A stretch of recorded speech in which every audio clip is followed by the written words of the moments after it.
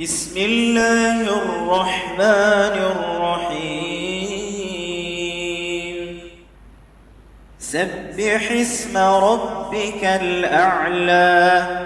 الذي خلق فسوى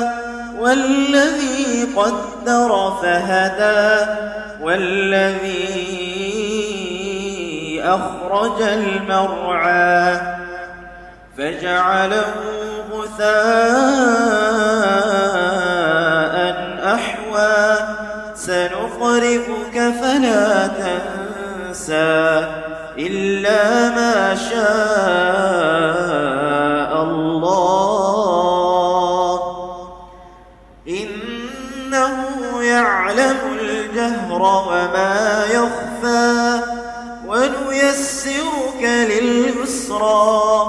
فذكر إن نفعت الذكرى سيذكر من يخشى ويتجنبها الأشقى الذي يصلى النار الكبرى ثم لا يموت فيها ولا يحيا قد أفلح من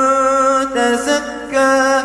وذكر اسم ربه فصلى بل تؤثرون الحياة الدنيا والآخرة خير وأبقى إن هذا لفي الصحف الأولى صحف إبراهيم وموسى